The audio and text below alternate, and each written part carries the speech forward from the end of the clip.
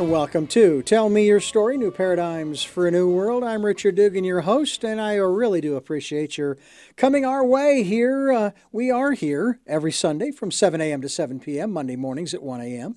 We stream live at those times at richarddugan.com. We're also on Wednesdays at 9 a.m. Pacific time on this fine station for the special edition of Tell Me Your Story. So we hope you will join us for all four of those broadcasts.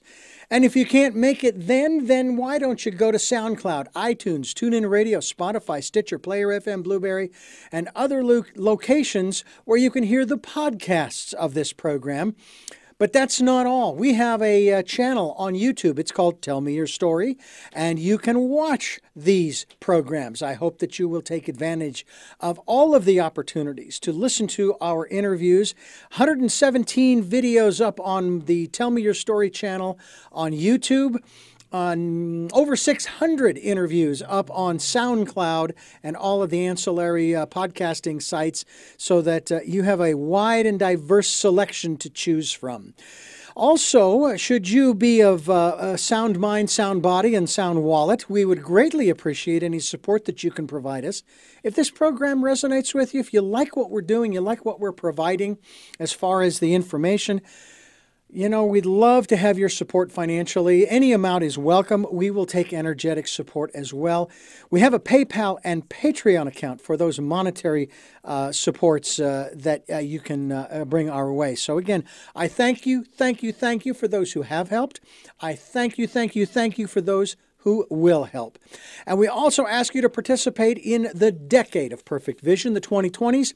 We're asking you to go within, spend some time in that quiet, peaceful, calm space, listening to that still, small voice that is going to guide you through literally every moment of your life, if you will allow that still, small voice. Some call it the divine, the higher self, the gut feeling. You can give it any name you want. It's my friend. That's what I call it, my friend, because my friend has never, ever led me astray. And he will never, it will never lead you astray. We are going to take you down the straight and narrow today, as a matter of fact, in a manner of speaking, with our very special guest here on the program. His name is LeesTomlinson, and he has a rather interesting story to share with us regarding, compassion. And compassion having to do with Compassion Heals movement. He is patient Lee Tomlinson. Welcome to the program, Lee. Thank you so much for joining us. Richard, it is a pleasure and an honor. And given my medical history, it's an honor to be alive and above ground. So it's a delight to be here. That's what they say. It is always better to be above the ground 6 feet than below the ground 6 feet. Agreed. I've been too close to the latter and not the former, so it's good to be here. Well, we will get into that, I'm sure, but you've got this movement about compassion. Boy, we could sure use that today. I'm going to share this observation. This is an apolitical or non-political observation. Correct. And I've been observing this since probably the 1980s, going through the Reagan and the Bush Sr. and Clinton and Bush Jr. and Obama and Trump eras. And one of the things that I have noticed is, and I noticed this today, in spite of all that the Democrats at this time have, all of the advantages that they have, just like in the 90s, and this happened in the 90s, they can't put two things together to make stuff happen. They're even divided. And when the Republicans are in control, they have the same problem. They can't put two things together to make things happen. Now, some people say, well, that's not true because you look at this. Look, overall, in the grand scheme of things, it's a pendulum that keeps swinging back and forth. Now, Lee, let me ask you something. Aside from the hands moving around the clock on a grandfather clock that has a pendulum that swings back and forth, what is accomplished? Well, what's accomplished with compassion? Well, Or not with, not so much with the compassion, with the pendulum swinging. Aside from the hands going around the clock, around the face of the clock, what is accomplished aside from that, from the swinging of the pendulum back and forth? And I'll go ahead and I'll give you the answer, and that's nothing. Nothing is accomplished. I was going to say, yes, Yeah. exactly right. If there ever was a time in my lifetime, and I just turned 72, which is remarkable to me. I never thought I'd get here, and I'm delighted to be here. I've never seen a time when there's more division, infighting, violence, anger, misogynism, sexism, racism in my lifetime. And so far, I've not seen anything that's reducing that other than the simple power of kindness and compassion, which is I'm willing and open to hear and feel your problems and be moved to help solve it. Hopefully, if I do that for you, you'll do that for me. And where's the evidence of that? Just look at history. The only way we survived as cavemen was by banding together, which is coming together, despite our differences, despite our sexes, despite all of that, to say, I'll guard your back if you'll guard mine. Everything else will work out, but if you'll guard mine, that's what made us survive. We are genetically designed for connection, and all of this infighting moves us further from that and literally threatens our existence. So compassion is the answer to all of that. As simple as it sounds, apparently it's not so much, because we'd see more of it in the world today. Let me ask you to define compassion. You are not saying that in order for us to move forward and achieve the things that we'd like to as a society or civilization, we got to give in. That is not compassion, giving in. No, there's no giving in. What we need to realize is that in order for all of us to survive, we need to work together. That doesn't mean we have to agree on everything, but we have to get down to a very fundamental understanding, which is unless we cooperate, even if we don't get everything we want, we will get the necessities of life for the majority of us, and we will survive as a species, which, if you talk to scientists, is very much in doubt right now. And with all the violence and the hate and the murder and the assaults and all of that sort of stuff, it's not getting better because we're too far apart. Everybody has pain. It's just different kinds of pain. So if we want to survive, we have to find common ground. To your point, empathy is what most people mistake for compassion. Empathy is the willingness. I feel your pain. When you see someone in pain, whether it's in a hospital, whether it's in a homeless person, whether it's somebody in an accident, if you feel no pain whatsoever, driven by their pain, then you're probably burned out and incapable of it at the moment. And you are a sick human being who needs help to solve that. So that's empathy. I feel your pain. Oh my God, it hurts me deeply. It's what got most people into healthcare. But empathy doesn't do the person in pain much good. It makes them feel seen and heard, and that's a good thing, but it doesn't do much to relieve the pain. In order for empathy to turn into compassion, you have to add action. I need to feel your pain and do something to attempt to relieve it. That is compassion. And again, we are proven genetically designed to be compassionate. And when we're not being, that's when the trouble begins. One of the aspects of, and I suppose we don't want to go too far down this particular rabbit hole in terms of defining the lack of compassion, but one that I have noticed as I've done these interviews as well as worked with other people is the medical community, and that's really your main focus more than anything else, but the medical community, as I say it, as I put it, does not know when to say when and let the person go. And I'm not talking about assisted suicide here or euthanasia. I'm talking about making the person as comfortable as is humanly possible so that they can live out the last minutes, hours, or days, weeks, or months of their lives in the way that they want to, rather than continuing to do test after test. We're going to fix you. And that raises another question that we'll get into, and that's the subject of healing. But talk to me about your perspective, your observations about modern medicine, and this is modern, not alternative, but modern medicine, that doesn't know when to say when. Well, the challenge with any sort of discussion about healthcare is to make overall generalizations, because to say that that's true of everybody or the majority of people in healthcare, honestly, as a person who's been a perpetual patient all my life, for any number of different accidents and diseases and you name it, I have found that, in fact, many of them do. And it's up to us to find, if we're suffering from that or those we love, is to find someone who does get that.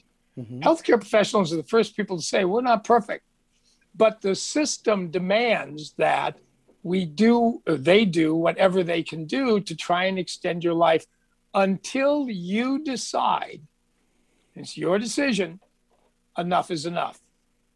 At which point you can go into hospice if you're near end of life, and they will treat you like gold, like the special human being you are. Now, what's odd about that is that, today in modern medicine, this is the biggest problem, as far as I'm concerned, other than the cost of modern medicine, is the growing lack of compassion in healthcare. 50% of Americans today say they receive zero compassion from their healthcare providers or the system. 50%.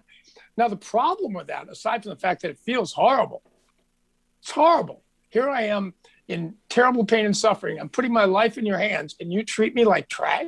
It is that kind of lack of care that drove me to consider suicide at the end of my cancer battle.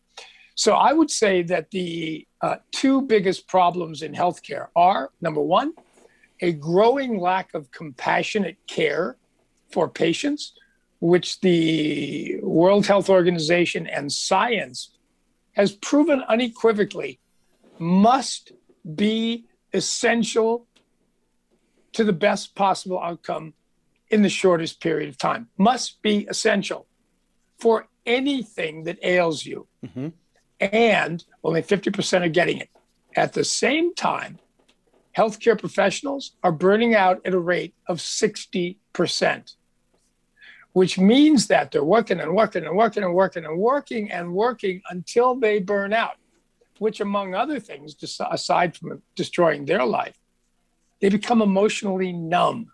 And when they're emotionally numb, they can't be compassionate, even though they think they might be. So those two problems coming to a head are a disaster for patients who don't get the compassion they need for the best, quickest outcome. Burnout is a disaster for healthcare professionals, destroys their life, and in doing so, destroys us as patients. And those two problems are the two problems that I'm trying to bring attention to, so that we can figure out how to help healthcare professionals be more loving and compassionate with themselves, stay healthy, and then be their most compassionate selves with us patients for the best possible result. So those are the two things that I'm spending my rest of my lifetime after my cancer and near suicidal experience recently. That's what drove me to do what I'm doing with the Compassion Heals movement, my book, my movie, and all of those different things. Before we get into your specific story, I'd like for you to give us your perspective on your definition of healing. And when you give that to us, consider, I'm a Reiki master. alternative medicine. Okay. Mm-hmm.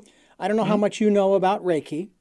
Very much. But what I was taught, this is what I was taught in the mastership program, was that when I am, shall we say, I was going to say administering, but I'm not administering anything. I am the conduit of that energy. When I am being used as that conduit to send energy to, in the case of my uncle, my father's brother, who had cancer, it is not my place to say, and what we're going to use this energy for is to destroy the cancer and make my uncle healthy. That's a nice sentiment. That's very compassionate. But that's not the purpose of the energy.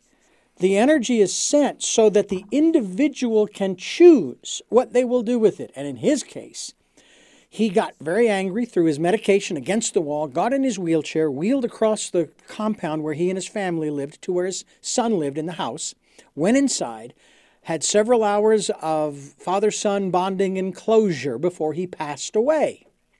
Mm-hmm. That's what he chose to use that energy for, even though he probably wasn't even aware of the absentee healing, and that's why I come to try to define the word healing, because to the medical community, healing is we've cured you.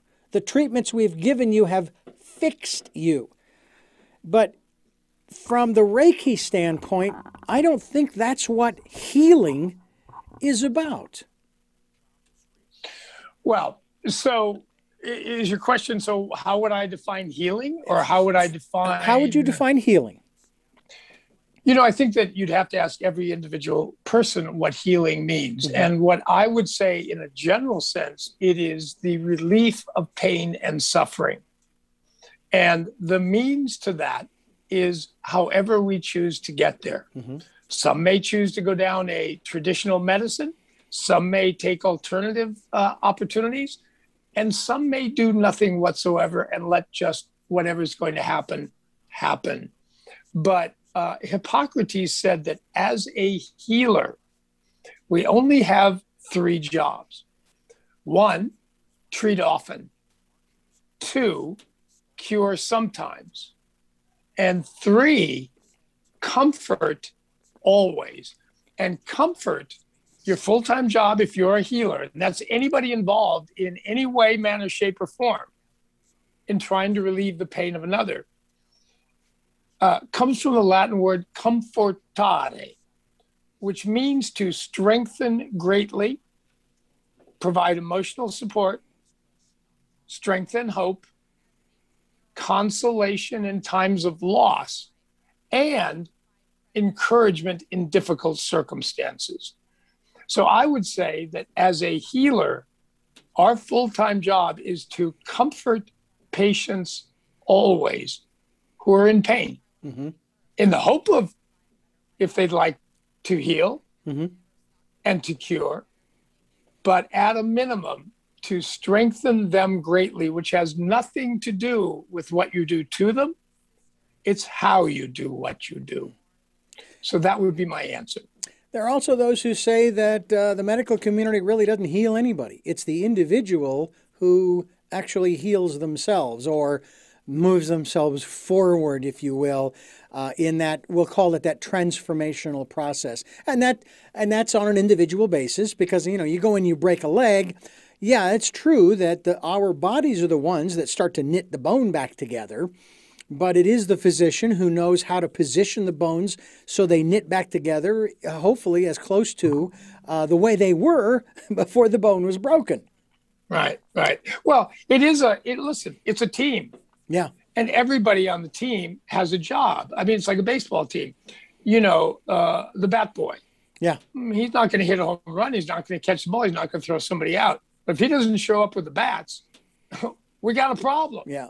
So everybody involved in the healthcare that comes in contact with the patient or comes in contact with people who are dealing directly with the patient has a job of comforting always, which is to be kind, it's to be caring, it's to be thoughtful, it's to be polite, it's to be sensitive to, it's offer support in times of trouble. It's all of those things. Mm.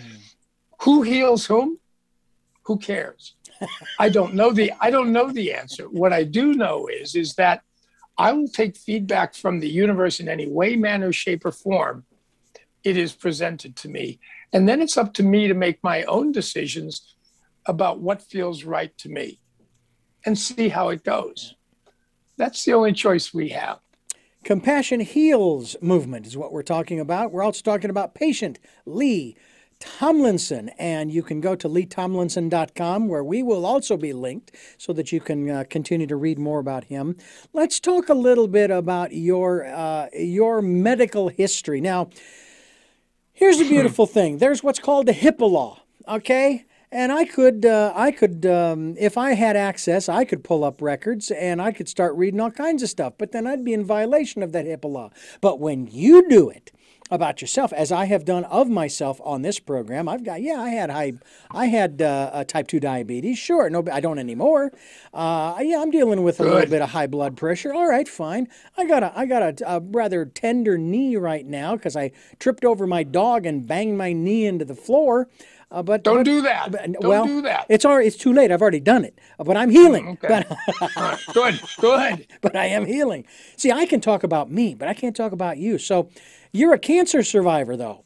That's huge. Well, I'm way more than that. I have to say, I honestly, and I'm a little embarrassed, I'm an adrenaline junkie. Adrenaline has driven me to some extraordinary adventures. It has also driven me to be hospitalized in 6 different countries. I've broken over a dozen bones. I've had my thumb pulled off. I've had skin grafts, bone grafts.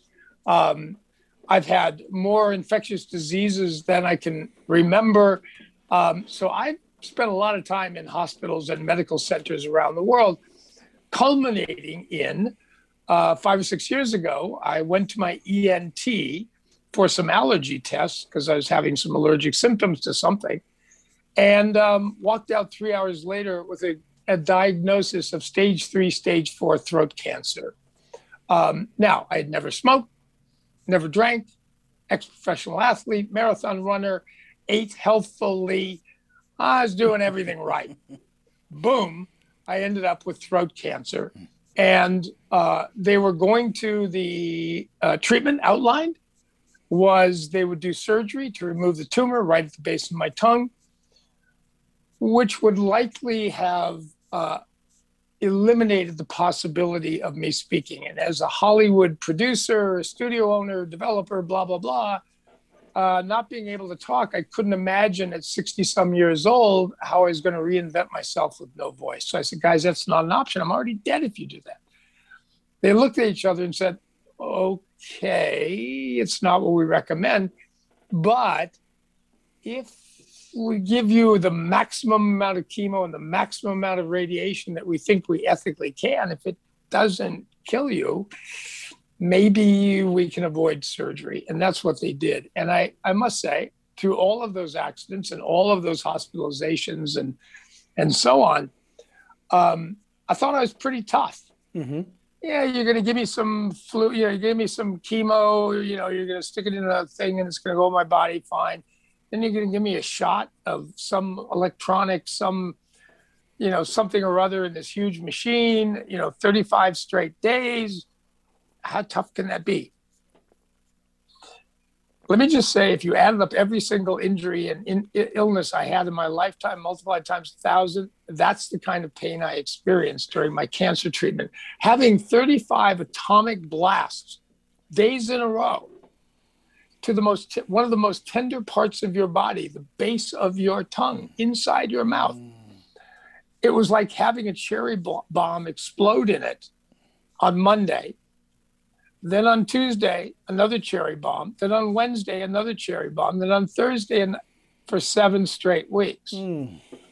At the end of it, I was living in 15-minute increments. Can I make it? Literally looking at the clock, going, I'm dying. I have unlimited amounts of fentanyl patches, and the pain is only moderated. It is definitely not gone. And can I make it from 2:15 to 2:30? Can I make it from 2:30 to 2:45? In the beginning, the answer was yes, but at the end, towards the end, I wasn't sure if I even wanted to. And what always happens when things can't get any worse? Things got worse. I woke up in an ER in a hospital, not my preference, UCLA Health, but another one because it was an emergency, and with an unidentifiable septic infection at the site of my port, where they put all of the chemo and nutrients and everything else in me. So now I have no career. I don't know if I'm going to live from the cancer. I'm dying from that. I don't know if I'll be able to make a living. I'm a jerk when I'm really, really, really sick and scared. So I was ruining my marriage.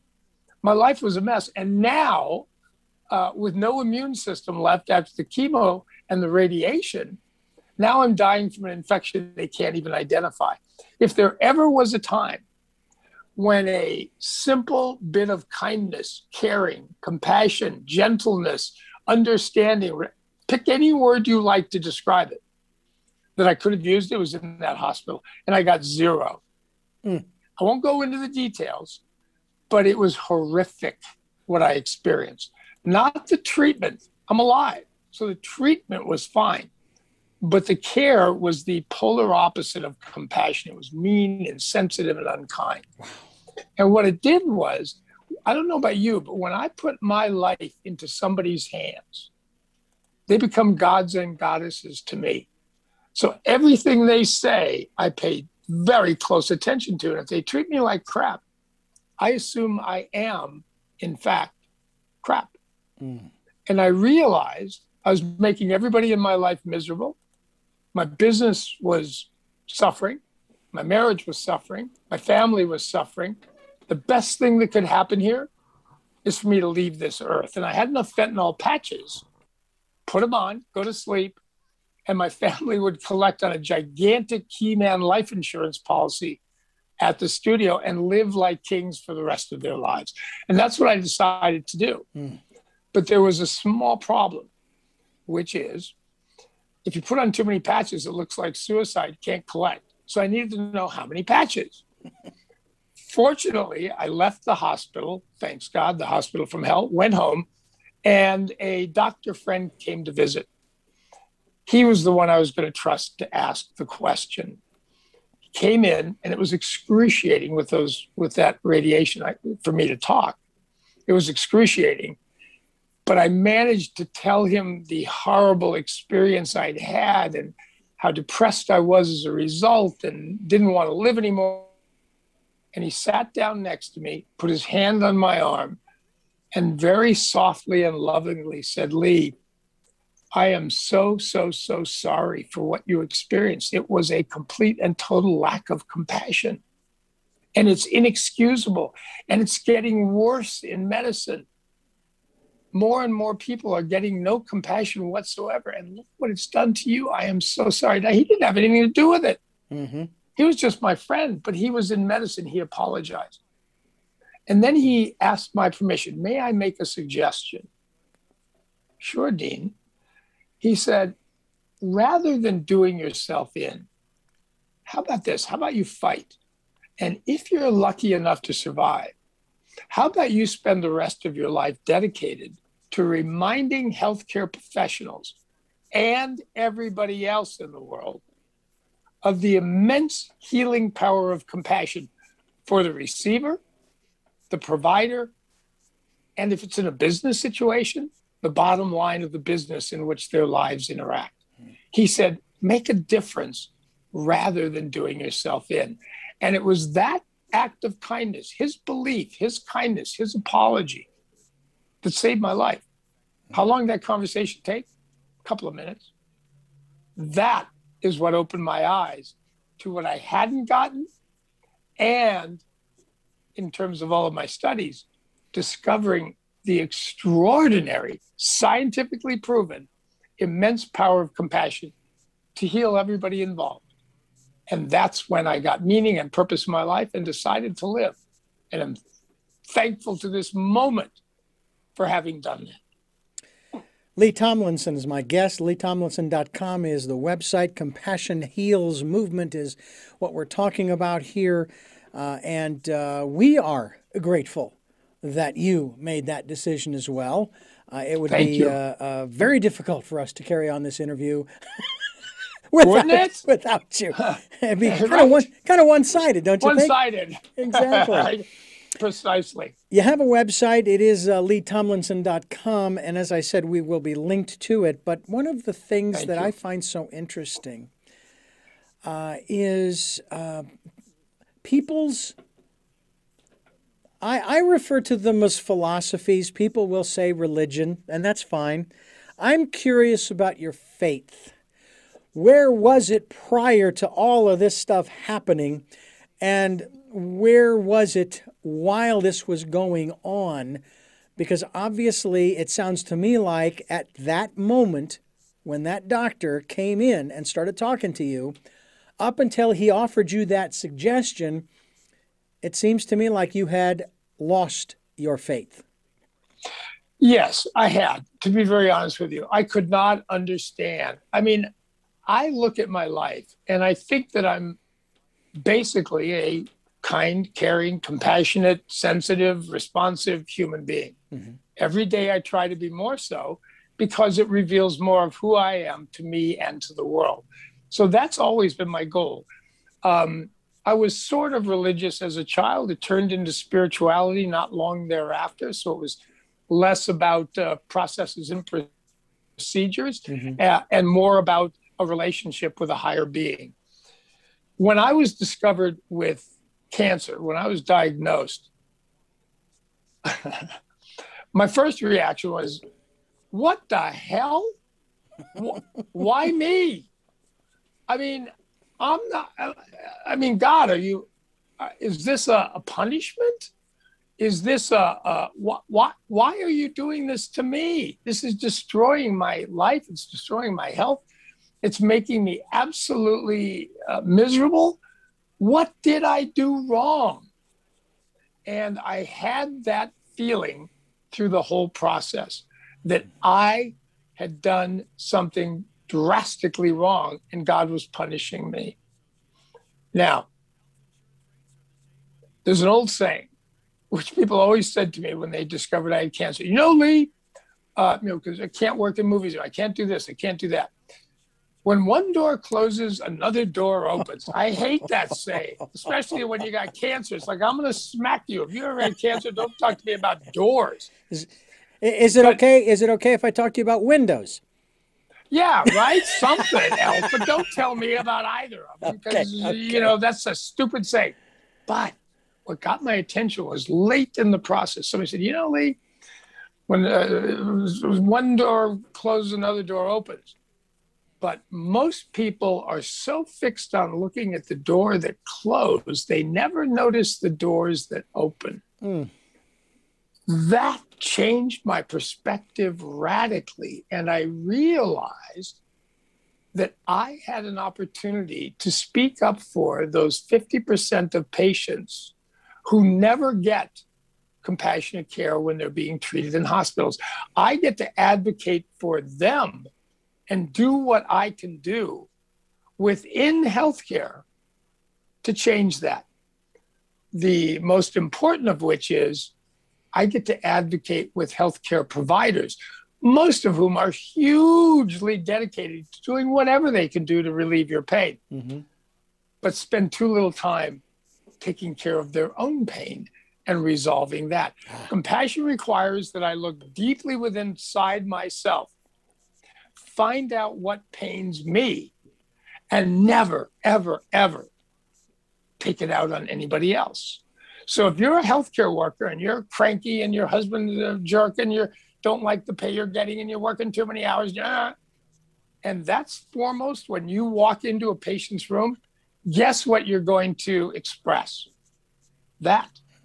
Unless you are very, very, very, very aware of the fact that you're doing that, can walk to that door and go, okay, I'm here right now. I'm about to walk in to see Lee Tomlinson, cancer patient, unidentifiable septic infection, studio executive, movie producer, father, husband, family man, and then walk in. So that's really the opportunity that arose from my cancer. And I now actually, to cancer survivor groups, when I get to speak, I've done a couple of hundred keynotes in the last 4 or 5 years. It's called The Blessings of Cancer. Absolutely, exclamation point. If we're willing to look at doors, not that close, but the ones that are opening, I promise you there are blessings to be found. But we got to be open. We got to look for them. If the only blessing is we have life and breath, which means we have hope, that alone is the greatest blessing in this lifetime anyway. And we need to be grateful for it and express that gratitude. And the more we feel grateful, the more we'll want to share it with others by being compassionate with them, because they've got the same pain. Maybe a little different, but they've got pain. Everybody is fighting a great battle. Everybody has pain. Everybody could use kindness, caring, compassion, and the healing qualities of it. Everybody. Yeah. That's my job. And that's the blessing of cancer. And I am grateful for it. I don't want to do it again. I wouldn't wish it on anybody. But for me, it was the only way to get my attention and focus it on my life's mission, which is to bring more compassion back to the world in healthcare and elsewhere. We're talking with Tomlinson and the Compassion Heals movement. LeesTomlinson.com. We will be linked to his website as well. I will tell you that I've only experienced it from the outside, Lee. My wife, my present wife, she was diagnosed with a rare form of cancer back in 2001. She went through the surgery. She went through 6 months of chemo, and I would not wish that stuff on my worst enemy if I had one. Okay? Yep. If I had one, I wouldn't wish it on him. And because it is, I mean, and then there's the other aspect of it too. I mean, I'm sure that you must have run into this with caregivers, people who were there to take care of you, and set the compassion aside for just a moment. Caring for someone who's going through something like that is, from my perspective, as the caregiver that I became, very draining. At one point, I needed a break, but I didn't know how to go about it. And at that time, I was working for a station, and I happened to meet a woman with the East Valley Cancer Foundation, something along those lines. Cancer Support Committee. Exactly, and this was in Phoenix, and I told her about my situation, and I says, I've been invited by a buddy of mine to drive out to San Diego for the weekend, for a couple of days just to get away. But my wife and I, we had this conversation, and she says, well, if you go, I will resent you the rest of my life. And if I don't let you go, you will resent me the rest of your life. Well, I ended up going because I knew that she had neighbors across the street, my parents as well, who somebody was coming over throughout the day while I was gone. They knew that I was going to take off for a little while. I mean, this was brand new to me. This was hard. This was no kidding. Now, again, and this is one of the dynamics that you kind of run into. I'm sure you ran into this, where people would even say, Lee, this is really hard. Yeah, well, you think you got it rough. I've got cancer and I'm going through. I mean, it's like, wait a minute, I'm not trying to compare pain here. Well, I'm trying to. Go ahead. Yeah. No. But what I want to say is that I have there's a picture right in front of me, right here, right now, of a gentleman that I saw almost every day during the 4 months of his life as he was dying from cancer. And he just didn't have a lot of people to be with him, and his hospital was relatively nearby. And so I made it and he had throat cancer, and it was aggressive, very fast. It was as horrible thing as I'd ever seen. I have to say that the heroes of my world are the caregivers. We're sick. We're trying to fight for our life. Fine. But those people on the sidelines who are intimately involved in trying to deal with our anger, our frustration, our pain, our suffering, and all of that, there's not a lot of relief for them. There are organizations like the Cancer Support Community, which my wife, thanks God, went to every single week for a year and a half. to get the emotional support from other caregivers where she could talk about her pain, where she could discuss it and relieve it, where she could get direction and suggestions. You know, the thing is, if you're caring for an ill person, do yourself and the person who's sick a favor and get help, whether that's someone to give you a break, whether it's someone to give you direction, whether it's someone to simply give you comfort for the pain you're experiencing, which nobody pays attention to. They're only paying attention to the patient. Yeah. So I have nothing but the most immense love for my wife and some very close friends who are with me every single day. And the frustration of only sitting there and being able to feed me and clothe me and leave the rest to the universe. Yeah. That's as hard as having cancer. It's just different. Yeah. And I am eternally grateful for their love and kindness. One of the conclusions I have come to doing these programs for over 40 years is Wow. Everybody, you and I, Lee, we experience exactly the same emotions. Different intensities from time to time, but it's still all the same. It's the stories that make us unique. Yes. It's the stories that we tell, like on this program, that say, hey, yeah, I feel your pain. I really do. This is not a cliche. This is not a platitude. I do, because I have felt fear. I have felt anxiety. I have felt compassion and love. I have felt the myriad of other descriptive words to describe all of the different levels and types of emotions that we have. Yes.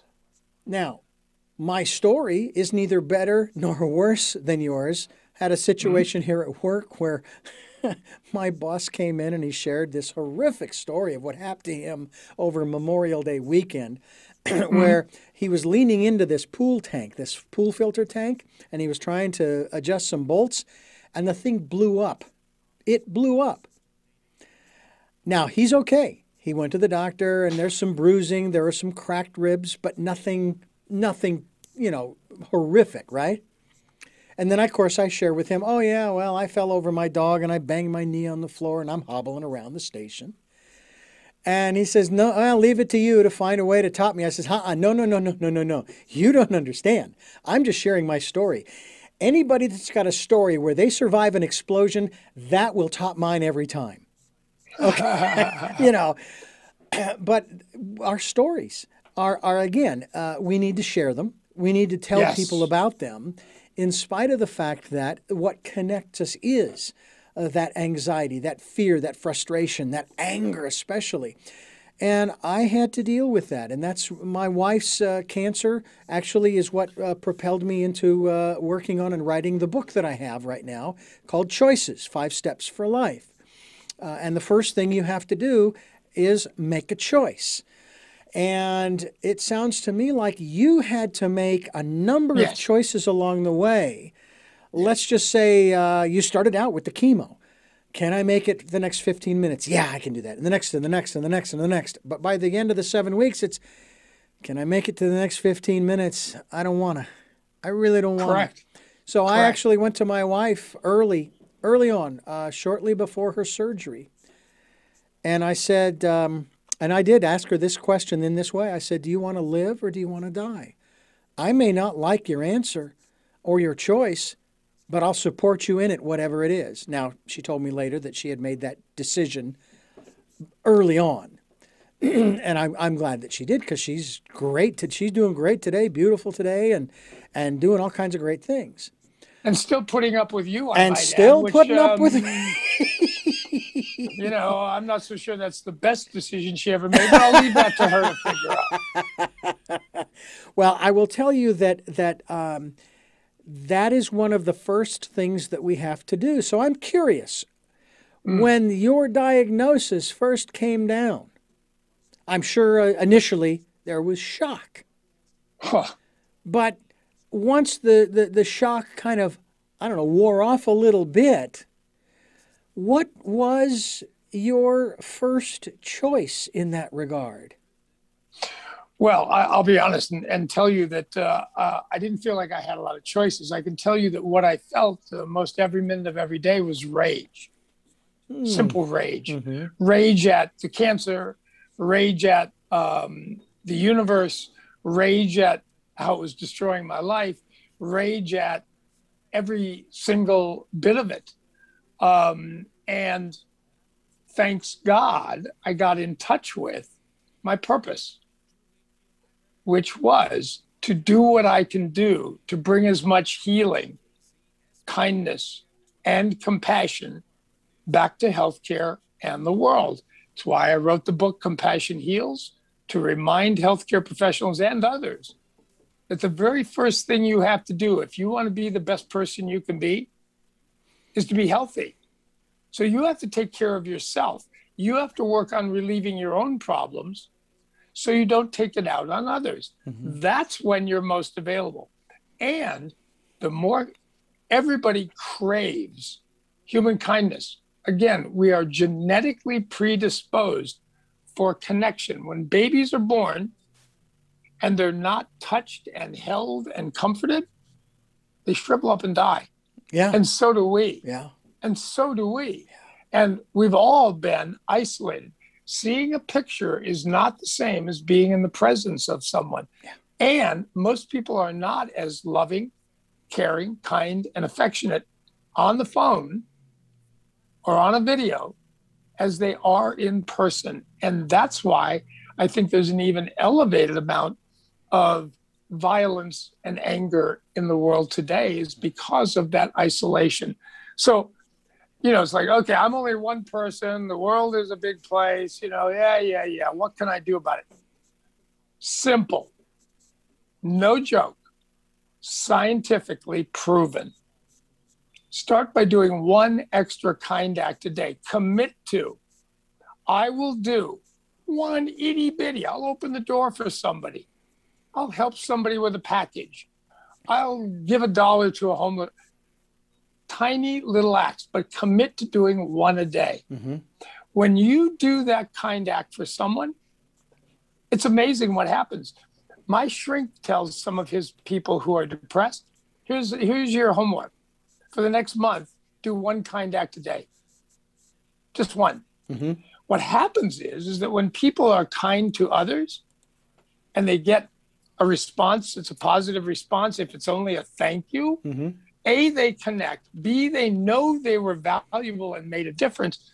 That makes the receiver healthier and happier. It makes the provider healthier, happier. And both of them, again, scientifically proven, tend to pass it on. So if I do a kind act for the fellow in the park who's sleeping there and I give him a couple of bucks, believe it or not, he is likely to do something very soon thereafter kind for somebody else who's likely to do something kind. So it becomes like this wave. So if we want to make a difference, we don't have to change the world. We don't have to go to the UN. We don't have to get a new president. We don't have to move to, no. Small is all. Commit to one kind act per day. You'll feel better. They will feel better. And because of that ripple reaction, the world will be better for it. And if we do it for 30 days, 60 days, 90 days, we can make a material, measurable difference. And in fact, it's the only thing that we can do to heal the world of all of the discord, violence, etc., that is occurring in it. It is the only way. It's not about money. It's not about position. Those things may be an expression of our compassion. Sure. But we have to start by connecting. I'll watch you. I feel your pain. I'll do what I can do to help you relieve yours. You feel my pain. You'll help to relieve mine. And together, we'll get through this. It's the together part we have to get again. And it starts with you. And it starts with one teeny tiny little kind act per day. Sounds like nothing? It's not. Yeah. There's a great story. It's a sad story, but it's a very compelling story about a gentleman who wrote a suicide note, which I can relate to. And in it, he said, I've had it. I'm going to walk to the bridge and I'm going to jump.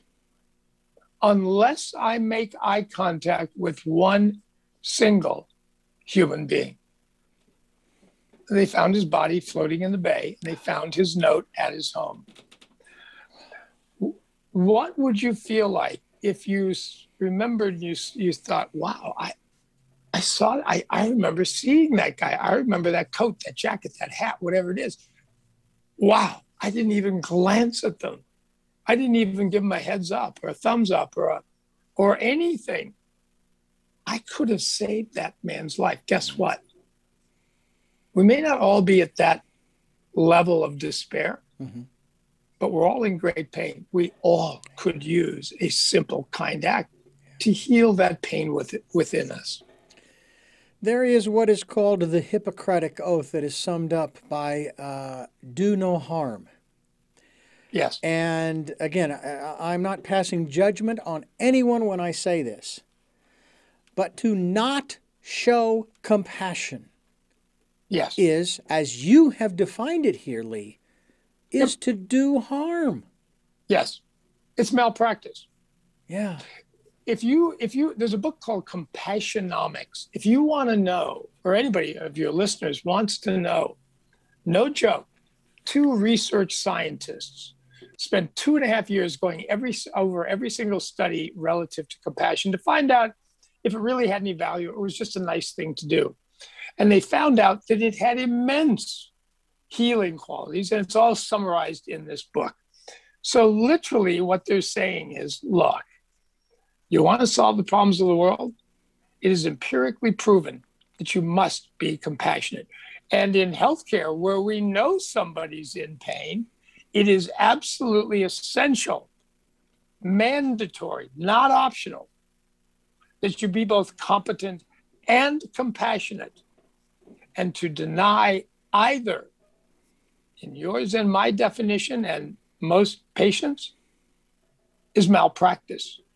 It is doing harm. If you had a pill that you could give to a patient that gives all of the benefits of compassionate care in a pill, and you went to work one day and you're in a cranky mood and the traffic was horrible and you're 10 minutes late and your boss yelled at you, it's like, I don't feel like giving that pill today to my patient because I'm in a bad mood. What? That's malpractice. Yeah. Give them the pill. Now, it's not a pill. It's how you interact with them. Right. But it is every bit as valuable as any pill would be, which is now proven in that book, Compassionomics. Lee Tomlinson's my guest. The Compassion Heals movement is what we're talking about. And the title of that book, once again, Lee, is Compassion Heals, From Self-Care to Healthcare. It's available on Amazon and everywhere else. Compassion Heals, folks. Pick up a copy. Go to his website. Please. LeesTomlinson.com as we continue here on Tell Me Your Story. New paradigms for a new world where we're giving you choices and knowledge of those choices to help make your dreams come true. I have had interactions with people who have been working in particular jobs, especially in the medical field, for a long time. Yes. And like you said, they're starting to feel burnt out a little bit. They don't feel like they're making a difference. Now, this particular person I'm talking about has the utmost of compassion. Her focus, her whole focus, doesn't care what her supervisors say or her coworkers say. Her whole focus is on the patient. Okay? Now, she's worked for the Mayo Clinic. She's worked for a place called Arizona Heart. She currently works at Sansom Clinic. And one of the things that I try to remind her of, and it's really I think well stated because of some of the very high-profile individuals she used to care for back at Mayo. And I mean very high individuals. Yeah, I get it. I said, if you had a businessman who walked into the clinic and he was just fit to be tied. He was upset and angry because he got up this morning and this happened and that happened and every other thing happened. you come across and you are there and you're supportive and you're giving him kind words and you're doing all this kind of stuff. Mm-hmm. And guess what? You know where he's headed next? You don't know this, but he's headed to a business meeting, all right, where he's got to make some real important decisions. And your conversation with him, or her for that matter, is one where you kind of diffuse that anxiety, that anger, that frustration. And Yes. they calm down. And you go and you do the tests and you draw the blood and you do this and you do that and do the other thing. And they leave there completely opposite of the way in which they walked in because of the way you were with them, because your focus is on the patient. Hello. The decisions that person now makes in that business meeting are going to be 100% different. Yep. Or at least carried out in a whole different attitude. I said, you don't seem to realize how important your role is. Yes.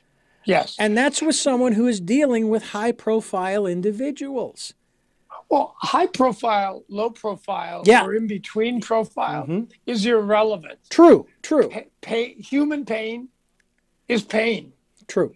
And having someone empathize and get your pain and seeing and hearing them helps relieve it. Doesn't mean she's got to go in and solve all of his problems. No. But her empathy for him dramatically not only changes how he approaches that meeting, but his heartbeat, his serotonin, it dramatically impacts his body. That kind of strain will kill you. And one of the cures for it, which is not traditional medicine, is simple human kindness. It can diffuse it. Again, as a healer, your job 24/7 is to comfort always, which is to say, comes from what? Comfortare, the Latin, is to provide strength in times of need. That person was obviously in need. She reacted perfectly. She heard him. She respected him. She didn't judge his opinion, didn't judge anything that he said. She just expressed, I get your pain. Geez, I get it. Wow, it sucks. Wow, that's terrible. That is compassion, ladies and gentlemen. You don't have to buy them a new car. You don't have to send the kids, to college. You don't have to do, change the, no. Yeah. Everybody's fighting a great battle. There isn't a human you walk by that if you woke them up enough and said, so, got any pain in your life? Oh, they'll be there for an hour. Yeah, they will. So the question is whether you want to be of service or not. Yeah. And if she's a doctor, a nurse, whatever she is, if she doubts it, give me her address. I'm going to send her one of my books. She will feel loved and appreciated. It's people like her that are the reason why I'm alive today. So part of my job is to tell healthcare professionals that I love you. I'm in awe of your skills. I'm in awe of the times that you've reduced my pain and saved my life. I owe you every joy I have in life. It's because of you. And it is for every one of your patients, even when their pain is so great, they forget to tell you. Yeah. I'm here to tell you for all of them, your work is life-giving and life-saving every minute that you express compassion. And it's not easy, but boy, is it powerful. Lee Tomlinson's my guest, LeesTomlinson.com, and the Compassion Heals book available through his website. We hope that you'll get a copy. One of the other things, too, that was shared with me by this person was that there was a patient that would call fairly regularly to try to get some help. They were obviously in some form of pain. I don't know exactly whether it was necessarily physical or emotional. Nonetheless, pain is pain. Nobody wanted to deal with this person on the phone because they would get belligerent. They would get this, they would get that, they would get the other. She finally took the call. Good for her. And in her inimitable way, she finally got to the root. She got him calmed down. he was finally understood. He was heard. Yes. Yes. And it Exactly. worked. It worked. And she even made the comment to me. She says, I don't know why everybody was, what are they so afraid of dealing with this person? You know, he just wanted to be listened to. And it reminds me too of when I was working for a Christian station back in Phoenix, and we had these call-in prayer programs, right? Live prayer. You know, call in, we'll pray for your healing, your whatever it is you want, right? Right. And I would hear people calling in for their healing, for whatever was ailing them. And it was the same people with the same condition week after week after week after week. And I'm going, what's going on here? And it finally dawned on me. They didn't necessarily want a healing. They wanted a connection. Yes. They wanted somebody to hear them, to listen to them, to empathize. Yes. Yeah. To commiserate, to support them, to encourage them, to strengthen them, to console them, to comfort them.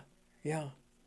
That's all we want when we're in pain is, please comfort me. Yeah. You don't have to treat me. You don't have to solve my problem. Just hold me. The equivalent of hold me in your arms and just listen to me. Not forever, not for hours, unless you care to. Yeah. But just for a moment, let me know you get my pain. Somebody gets my pain. I'm human. They see me. They feel me. They're holding me. They care about me. Yeah. I remember, and you brought this to mind, I remember when I was 21, I'd moved out of my parents' house. I was actually living in an apartment in a complex, a series of complexes, that I delivered newspapers to as a kid in high school. Oh, and wow. I once said while delivering papers, I am going to move into one of these apartments one day. I am. All right. Now, I didn't put much into it at the time per se, although it was a wish. So I ended up moving in. I fell in love with this one woman. She was probably in her early 30s. And she had a lot of issues, according to a lot of her close friends in the apartment complex. But the one thing I remember was she came over one evening. Now, understand, I was in love with her. Okay. So she comes over, and she was a good friend. She really was. And she came over, and we got to talking, and she was starting to feel a little tired. And she laid down with her head in my lap. And she fell asleep. And I, at first, 21 years old, very little experience in anything, right? I'm going, what am I supposed to do here? What do I do now? Now what? And then it dawned on me that the reason why she fell asleep was because she felt comfortable. She felt safe. She felt safe. Yep. And I don't think I'll ever forget that, because that is where we want to come from as individuals, making people feel safe. Don't judge them, right? Yes. Judgment is probably the biggest issue we have, isn't it, when it comes to trying to be compassionate? Yes. But you're not being compassionate when you're judging. Yes, correct. Yeah. Mother Teresa, treated the poorest of the poor. Right. And many of them ended up in her hands after a life of tragedy, a life of violence, a life of criminality. Didn't care. You're a human being. I'm not going to let you be violent with me. I'm not going to let you abuse me. But I just want you to know I care about you, and I will do whatever I can to help relieve your pain. That is so empowering. That's what that doctor did for me at the very end, was he believed in me. He thought I had value. And it's not like the doctors before that, or nurses and everybody else hadn't done it before that. But at my lowest point, at my most vulnerable, when I felt the least valuable I'd ever felt in my life because of the lack of care, he rescued me by saying, I see you, I hear you, I feel your pain, I apologize for it, and let's see if we can't make it better together. Yeah. And we did, and we have, and we continue to. Yeah. I spoke to him just the other day. Oh, great. And, I'm glad you're still in contact with him. That's fantastic. Oh, my goodness, yes, absolutely, regularly. Yeah. So, again, compassion is not, it's not gigantic acts. It can be, if you want to write somebody a $2,500 tip, go right ahead. I'm open to it. Me too. Like, I wish I could. But it's literally like that fellow walking to the bridge. Yeah. As you're walking by and you're in a hallway and you're the only two there, rather than walking by like two robots, turn to that person and just give them a nod, maybe a smile. Yeah. How long does that take? A second? Yeah. And that is so powerful that it would have saved that gentleman's life. Yeah. Now, will it save a life every time you're kind? No, but it might. Yeah. What have you got to lose? Why not? Exactly. Yeah. There's nothing. And guess what? If you do that kindness, you'll actually feel better about it because you will have connected, which you need as much as they do. And that's the solution to all of our problems, is to connect on a very basic survival level, simple human kindness, our number one need next to food. And if we give it, we get it back. If we give it, we get it back. So it sounds so simple. It is simple. Apparently, it's not easy. It takes intention. I'm going to be more compassionate for the next day, week, month, whatever. Every day, I'm going to remind myself, oops, I haven't done my kind act today. What could I do? It's 6 o'clock. Call a friend who I haven't called in a while. Whatever it is, commit to doing it. And you can change the world for the world and individuals in it, just like that fellow walking to the bridge. Yeah. LeesTomlinson's my guest. We're talking about compassion.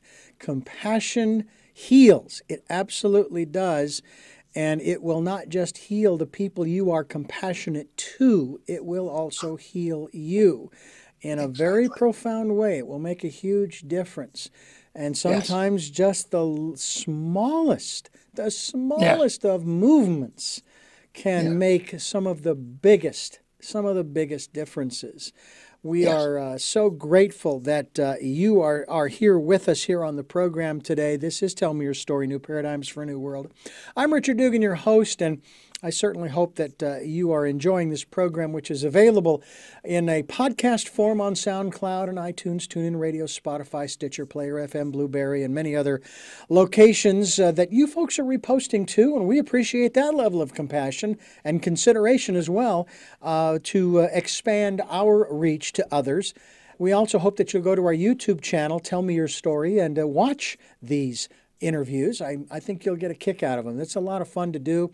Been doing videos now for almost a year, Lee, and you have done a video, a TED Talk. Tell me about that experience.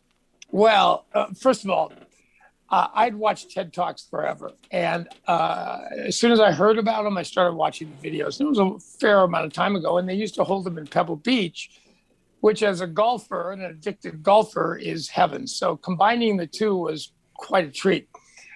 So I'd always wanted to do them. And as I began to fulfill my mission to return the practice of compassion to healthcare in the world, I thought, what better way to do it than do a TED Talk? Well, can't speak for you, but how do you get to do a TED Talk? It is like I had no idea. I mean, it's a great idea. Sure, change the world, bring compassion back. How do you do that? Again, I do believe that the universe said, finally, Lee, you found your purpose. Now let's see if we can't help. And all of a sudden, I got a phone call from Eli Lilly and Company, a major pharma company based in Indianapolis. And they said, we're doing a TEDx event, and we've heard you speak. We know your story. And we're going to telecast it around the world to all of our offices and all of our employees. Would you be interested in opening the broadcast? What? You're asking me? I was prepared to beg. And they said, no, we've heard you speak. Your message is exactly what we want our people to hear, because, they're not in the pill business. They're not in the medicine business. They're in the healing business. And we want them to remember that people, both our customers and those who use our products, all need compassion. So it fell into my lap, and it has been I bet I hadn't done 10 keynotes when I did my my TED Talk. And it literally launched me into the stratosphere. All I had to do was send a TED Talk to a prospective hospital or medical conference. And they're like, well, if he could do a TED Talk, clearly we got to have him come speak to us. So it was one of those dreams come true. There was a problem, which is, and I share this, well, obviously not only with you now, but so here I am doing a TED Talk. And what I knew, having listened to hundreds of them, is that you have an exact period of time. And if you go even slightly over it, they will literally pull you off stage, because they know that, a certain set of time is exactly what people are willing to listen to. Well, I get up there and I start to speak. Everything's going great. And I look down at the timer and it says 16 minutes, 42 seconds. So I thought, I only got 18 minutes. I only got 2 minutes to go. And I watched it for another beat or two, and it was going backwards. I had never done a talk in my life with a timer that went backwards. It always started at 0. And so I knew I was 5 minutes in, 10 minutes in. I had no idea. I was terrified they were going to pull me off. And to your listeners that go to listen to my TED Talk, it's a little long. They didn't pull me off, but I am deeply humiliated for having violated that condition. But it went very well. And it has been just an absolutely massively powerful calling card for me. That is beautiful. That is a beautiful. Dream come true. Yeah. Literally, it's on my bucket list. Who doesn't want to do it? Maybe a lot of people. I wanted to do a TED Talk, and I got to, and I didn't have to even apply. They came to me. Oh, wow. How cool is, talk about universe speaking on my behalf. Oh, yeah. That's it. Yeah. I don't know of anybody else who gets asked to do a TED Talk. I tell you what, I know of a local gentleman here who produces them, and I've kind of made it made him aware. Yeah, I would love to do a TED Talk. I think that talking about the fact that it doesn't matter what situation you are in, you always have choices. The question is, do you know what choices you have? That's why we say we give you choices and knowledge of those choices to help make your dreams come true. Because we don't always know what choices are available to us. And that's why I'm such a firm believer, for example, with this program today, I'm a firm believer in education, and not just formal education, because we learn in so many different ways, and we need to be open to those different ways.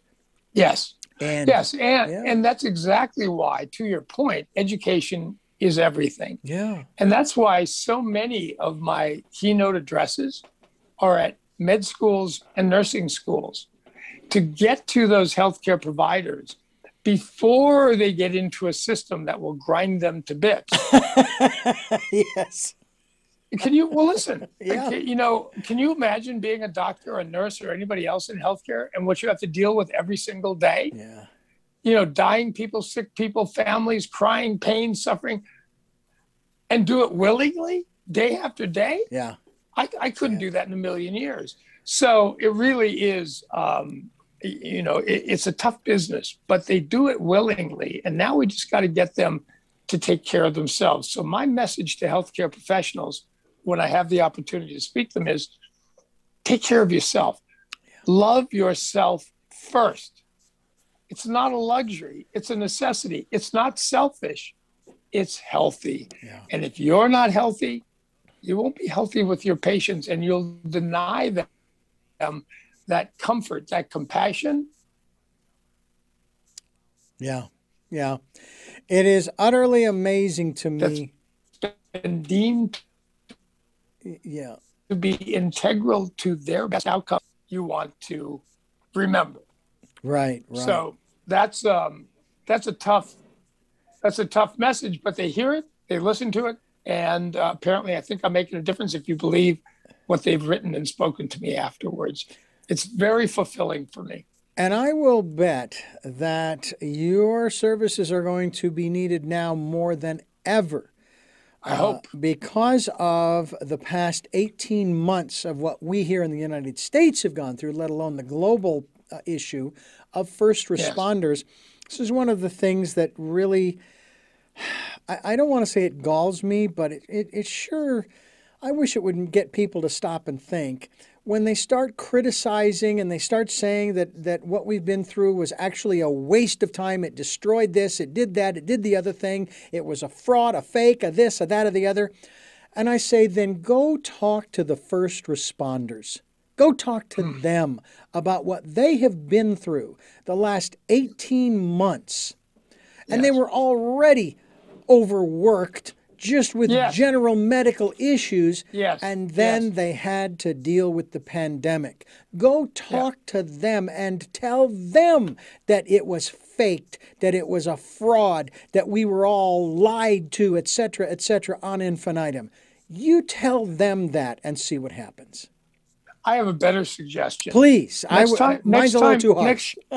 Next time you're in the presence of a healthcare provider, don't tell them about all that nonsense. Tell them how much you love and appreciate them. Tell them how much good they've given you over your lifetime. Tell them about all the treatments. Tell them about all the diagnoses. Tell them about everything that they've done and how hard they worked and the price they pay to be able to choose to do that for you for what I think is a precious small amount of reward financially. If you're in the life-saving and life-giving business, I think you ought to be paid millions. Yeah. I literally do. Yeah. But they're not. So they go in and in and in and into the worst imaginable situations you wouldn't ever do. Why? Because they care so deeply, they will give their own lives to no advantage. They will give their own lives to help save yours. That's the definition of a hero. Yeah. So you could talk about fake, not fake, whatever. Tell that to the 750,000 families who've lost a family member. That's it. That it was all fake. That's not true. People who had no other underlying conditions died of this disease, and it was no other disease but COVID. Yeah. That's all they had. Yeah. So I'm not here to debate with people who are imagining these scenarios.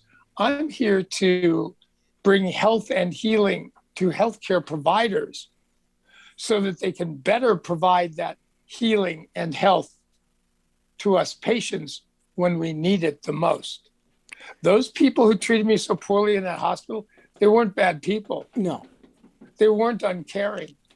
They were absolutely just burned out and had no support from their institution or themselves to take the time and energy to get healthy again so they could be compassionate to me and everybody else. That's a crisis in healthcare. That's a crisis in the world. And to that end, I think it befits us, you and I, Lee, that we dedicate this program to the medical community, to the first responders who gave so much, and in some instances did indeed give their lives in service to people they didn't even know, and the heartache that they went through watching person after person after person pass on. And also watching those who were wheeled out to applause and wonderful fanfare, which was great. But I say we dedicate this to them and the fine work that they've been doing and will continue to do. And I'm hoping that more people will first of all, take care of themselves, but also Yes. in the process of people choosing to go into this line of work, into the medical community, there Yes. needs to be a course in self-care. I don't think there is. Yes. I've never been through medical school, so I don't know, but there needs to be. Not only a course, but we need to work with the institutions in which they work to remind them of that necessity. There's already a shortage of nurses. We can't get enough, which means the ones we have are working even harder, and the same is true of doctors. Exactly. So there needs to be a shift of appreciation within the system for the heroes that work for it. Mm-hmm. And we need to express our gratitude to those people for the care and treatment that we get as well. Yeah. So being compassionate when you have an opportunity, those people who are treating you are in terrible pain themselves. Yeah. They could use a smile, a touch, a handshake, a thank you, a note, a card, whatever it is, if you feel it. So that's why I'm doing what I'm doing. My job is to thank them. My job is to remind them of the immense power they have, not only when they treat me, but when they care for me in a compassionate way. Yeah. So, and to remind them, they have to do the same for themselves, Mm-hmm. or they're going to burn out and be useless. Compassion heals. Lee is with us here on the program here. And we are ever so grateful for what you are giving us, Lee. Lee Tomlinson is my guest. Patient Lee Tomlinson, and Compassion Heals here on Tell Me Your Story, New Paradigms for a New World, inspiring medical professionals to bring compassion, C-A-R-E, care, back to the forefront of modern medicine. And we hope that you will do your part by going to his website, LeesTomlinson.com, and ordering a copy of the book, reading about him and his story. You certainly can go to the TED Talk, which is linked there as well. Lee, let me just say, first of all, I'm very grateful for the time that you have given us here on the program. And we are coming close to the end of our time here together. I thank you for your story and the time you have given us. And I'm hoping one of these days that, I believe it's sooner rather than later, that maybe somewhere along the way we'll be able to meet person to person, face to face, hand in hand, and have another conversation such as what we've just had. Well, I would like that greatly. And I just want to thank you very much for having me. You're very kind and very generous with your time. And I hope that your listeners will be a little bit more compassionate, just a touch more, one kind act per day. Yeah. And change the world. Absolutely. I have 3 final questions that I want to ask you, which you may have answered sometime during the interview, but I do like to ask them directly. Before I do, I want to let our listeners and viewers know that this program is here Sundays at 7 a.m. and 7 p.m., Mondays at 1 a.m., and Wednesdays for our special edition of Tell Me Your Story on Wednesdays at 9 a.m. We stream live at those times at richarddugan.com. We are also on PayPal. We are also on SoundCloud, TuneIn Radio. We do have a PayPal account. I'll tell you that in just a second here. We've got podcasts all over the place. We hope that you will listen and even repost interviews that you like to other locales. And as far as the video, we encourage you to go to Tell Me Your Story, the channel, on YouTube. And you can watch the 117 plus interviews that are up there right now and growing. We also ask, if you can, we would greatly appreciate any support that you can give us here on the program. So we have a PayPal account for your security as well as ours. And please participate in the decade of perfect vision, the 2020s. Spend that time going within. Spend that time listening to that still small voice. We didn't get much into the aspect of intuition, but I would venture that your intuition, especially in the deepest, darkest chasms of pain that you were suffering through near the end of your chemo and radiation, your intuition wasn't doing you much good because you weren't really listening. It was really hard because of the pain. Yes, correct. Yeah. But maybe we will have you back, and maybe we can touch on Good. that as well. Good. All right. Good. Whenever, wherever, away you go. Absolutely. Let's do it. Fantastic. Well, so as we wrap up this particular edition of Tell Me Your Story, dedicated to our first responders and medical community who are out there living out the Hippocratic Oath of doing no harm and incorporating into their lives or their work compassion. Compassion heals. We encourage you to get a copy as well, as we have already said at Tomlinson, LeesTomlinson.com. Please go there and check out that. My first question of the three that I ask all of my guests is, who is Lee Tomlinson? I am an aging white male in 2212 with advanced cancer and an unidentifiable septic infection at the site of my port, which is exactly how I was described by the medical students and doctor outside my door. Not Lee Tomlinson, family man, studio owner, producer, golf addict, former professional athlete, none of that. There was no humanity in it. Who I am today, though, is I'm a person on a mission to bring compassion to healthcare, patients, providers, and everybody else in the world in a time in my 72 years where it needs it the most. That's who I am. What is it that you hope to or want to achieve through the work that you are doing now? I don't want anybody ever to have the experience I had in that hospital and to be driven to that depth. There is no excuse whatsoever for being anything less than kind, caring, compassion in a healthcare environment, because it's the best medicine in addition to treatment. So not only in healthcare, but I don't want anybody ever to be treated so inhumanely and insensitively like that again. And finally, what is your life's purpose? Well, I think you just heard it. It really is the same answer, which is I want to be a reminder. I want to thank healthcare professionals for the ridiculously difficult job they do day in and day out.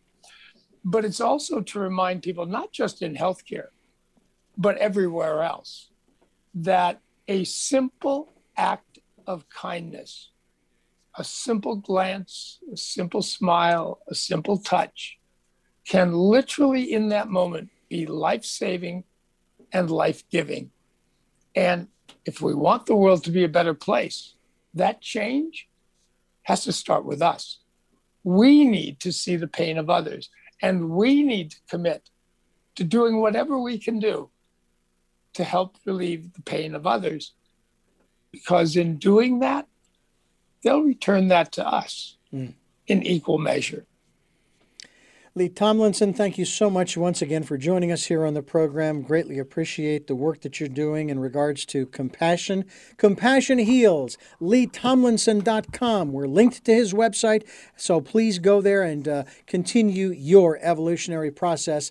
I'm Richard Dugan, and I want to thank you for listening and for watching. Tell Me Your Story, New Paradigms for a New World, giving you choices and knowledge of those choices to help make your dreams come true. And until our next broadcast, podcast, videocast, love to lol.